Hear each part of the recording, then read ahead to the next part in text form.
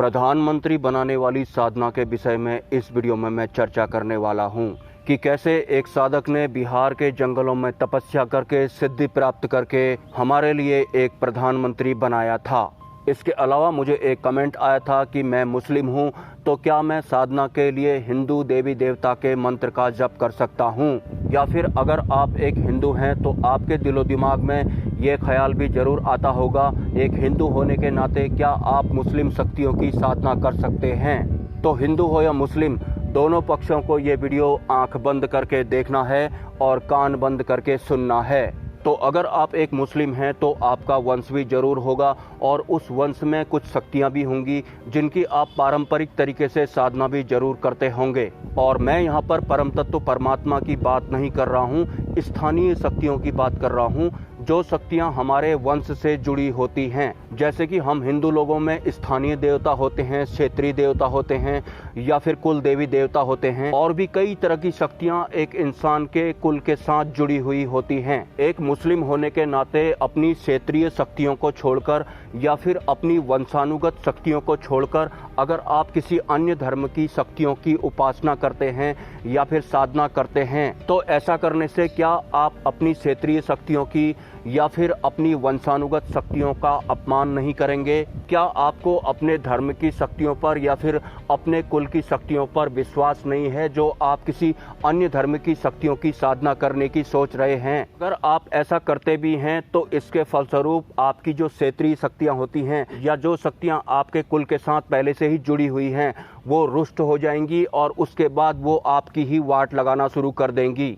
तो ठीक उसी तरह से कोई हिंदू जब किसी अन्य धर्म की शक्तियों की उपासना करता है या फिर साधना करता है, तो सबसे पहले तो उसकी कुल की शक्तियाँ, क्षेत्रीय शक्तियाँ या फिर उसके कुल देवी देवता ही रुष्ट हो जाते हैं। उसके बाद वो उनकी ही वाट लगाना शुरू कर देते हैं, क्योंकि आपकी कुल की शक्तियों के होते हुए आप किसी अन्य धर्म की शक्तियों की साधना करने लग गए या फिर उनकी उपासना करने लगे, जिस वजह से आप अपनी ही कुल की शक्तियों को रुष्ट कर बैठे। और अक्सर यही गलती हिंदू लोग करते हैं। अगर आप एक मुस्लिम साधक हैं और आप किसी अन्य धर्म की शक्तियों की साधना करना चाहते हैं, तो सबसे पहले आपको अपने ही धर्म की जो भी शक्तियां आपसे जुड़ी हुई हैं या फिर जिन भी शक्तियों को आप मानते हैं, उनसे परमिशन लेनी होगी। और परमिशन लेने का तरीका या फिर विधि तो आपको खुद ही ढूंढनी पड़ेगी, क्योंकि ऑलरेडी शायद आप एक साधक हैं। और बाकी यूट्यूबर की तरह अगर आपको मैं साधना करने के लिए हाँ बोल देता हूँ, तो इसमें मैं भी दोष का भागीदार बनता हूँ, क्योंकि आपका जो खान पान होता है उसमें कुछ ऐसे तत्व शामिल रहते हैं जिस वजह से हमारी साधनाएं भी खंडित होने के पूरे चांस रहते हैं। एनीवेज, अब मैं आपको प्रधानमंत्री साधना के विषय में बताने जा रहा हूं कि कैसे एक साधक ने बिहार के जंगलों में तपस्या करके सिद्धि प्राप्त करके भारत के लिए एक प्रधानमंत्री बनाया था।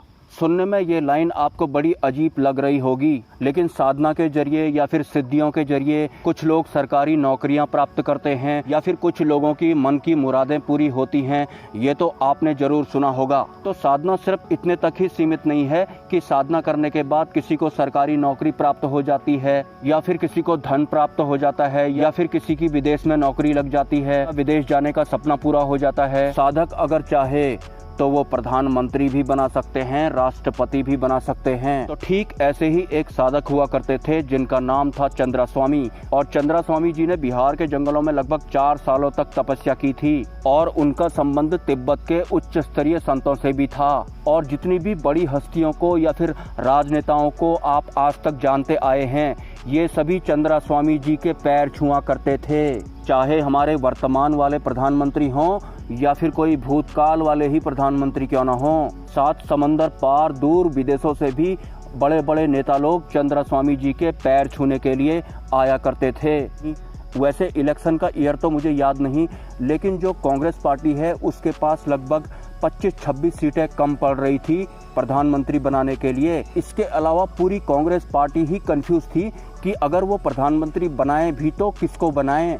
मतलब इलेक्शन जीतने के बाद प्रधानमंत्री के लिए कोई नाम वो सिलेक्ट नहीं कर पा रहे थे। तो उस समय कांग्रेस पार्टी के एक सदस्य हुआ करते थे जिनका नाम था पीवी नरसिम्हा राव। बहुत कम लोग जानते हैं कि जो पीवी नरसिम्हा राव हमारे प्रधानमंत्री थे, वो एक संत भी थे और राजनीति से बोर होने की वजह से वो पूर्णतया संन्यास लेने का ही मन बना चुके थे और इसके लिए वो अपने घर भी जा रहे थे। और ऊपर से कांग्रेस पार्टी को समझ में ये नहीं आ रहा था कि अगर वो प्रधानमंत्री बनाए भी तो किसे बनाएं, कोई ऐसा शख्स उन्हें दिखाई ही नहीं पड़ रहा था। मतलब पार्टी में ही बहुत तरह के मतभेद हो गए थे। तो चंद्रास्वामी जी, जिनके पास की बहुत सारी सिद्धियां भी हुआ करती थी, उन्होंने कांग्रेस पार्टी के किसी सदस्य के दिमाग में विचार डाल दिया कि प्रधानमंत्री पद के लिए तो पीवी नरसिम्हा राव जी से ज्यादा सर्वश्रेष्ठ अभी इस वक्त कोई नहीं है।